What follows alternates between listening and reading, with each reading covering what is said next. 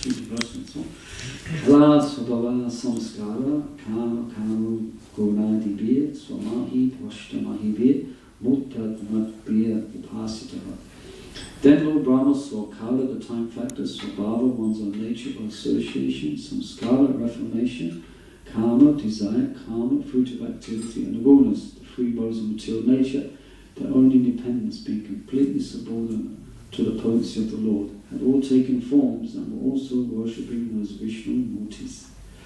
Namo Om Vishnu Padaya Krishna Hustaya Putale Shrimati Bhakti Vedanta Swami Namine Namaste Saraswati Devi Gauravani Pachavane Nivase Shishrimivani Kashtata Siddhari Srila Prabhupada Ki Jai. Wonderful purport by Srila Prabhupada, isn't it? Very comprehensive purport by Prabhupada.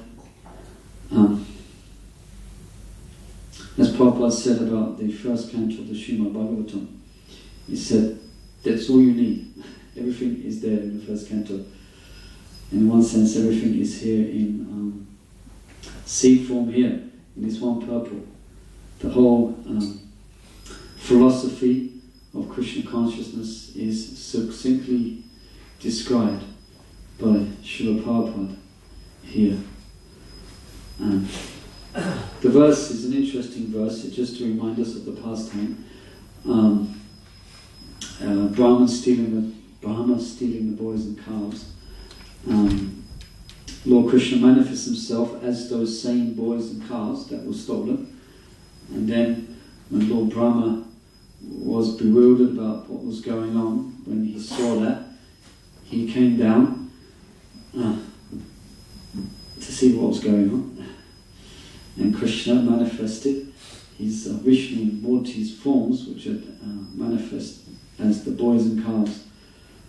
They will manifest original forms, and here also we're seeing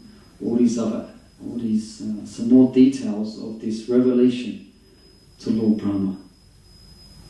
Quite a revelation, nice revelation to have. Quite an amazing revelation that Krishna, in one sense, this is Krishna's mercy upon Lord Brahma. And this revelation very much puts Lord Brahma in his place, as a subordinate servant to the Supreme Personality of Godhead. As someone, as Prabhupada mentions in the beginning of the purport, was someone who has, practically speaking, no independence. He has some, like we have some independence, but practically speaking, we don't have any independence. We're completely bound. And Prabhupada mentions in the purport, what are we bound by? Normally we're bound by ropes, isn't it? You're bound by ropes. Someone ties you up, they tie you a rope. Some guna, this means we're bound by the three modes of material nature. So, more or less, to that degree, especially, to that degree we are covered by the modes, and to that degree we have less and less independence. We have very minute independence. The example is sometimes given, it's just like a cow or bull is tied to a 20-foot piece of rope, and it's tied to a post. So the cow or bull can move. The bull can move. It's got lots of space to move in that 20 foot. You can chew this bit of grass here, that bit of grass, but as soon as it goes beyond, it can't go. So we are very much bound. We have so many. The living entity describes in the 16th chapter of the Bhagavad Gita that a demonic person or materialistic person has thousands of millions of unfulfilled desires. Hundreds of millions of desires. Practically speaking, every time one watches the television, then one will accumulate another 1,000 million desires. Every time one goes to the wrong place on the internet, you get more material desires. Comes by, where do material desires comes by? Gonu Sangha Sat. Prabhupada was proved in this verse. Kalanam Gonu Sangha Sat Satayoni Jahamashu. That it's by association. It's described also in the 13th chapter, the three modes of material nature. That just by coming into this material nature, you acquire the qualities of this material nature. Just by association. You just by osmosis, you acquire these qualities. Yeah. So we have so many desires, but can everyone? We can't all just at a whim fulfill all of our material desires. You might have tried it sometime. You can't. You can't, because we are bound by this body.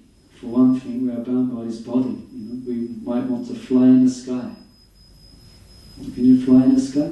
You can't. We're bound by this body. Very much bound.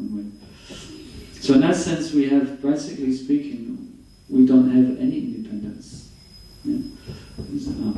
One senior devotee is describing us as saying that as soon as we try and act independent, then he describes we are in the deep end. In the deep end, he used to say. Tries to manifest some independence. And that's what the living entity is trying to do. Is trying to be independent of the laws of material nature. But such a waste of time. Prabhupada mentioned this word there. Shrama eve.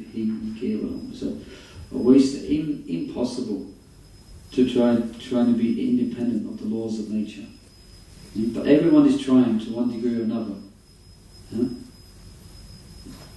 Everyone is trying. It's like there's a whole cosmic,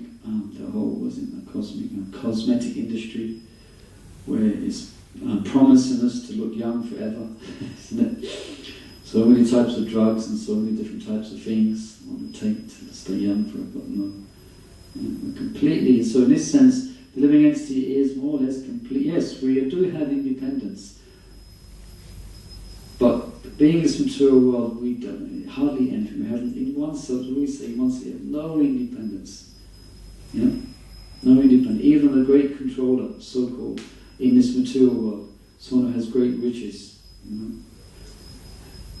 Just Prabhupada sometimes mention that one toothache, and they're finished. And life is misery. One toothache. And it's like misery, you can't enjoy anything. I did a toothache some time back, a few weeks ago. It was really painful. Couldn't enjoy any prasadam. It's just like, it's really going for it. It's really intense. Couldn't enjoy anything. So in that sense, we are like fools. This material world, like fools. So even the great demigod, even this pastime here, is describing that. In one sense, it's not just us who thinks we're independent, but sometimes even the great devas and demigods are illusioned, thinking they have some independence, but they also don't have any independence.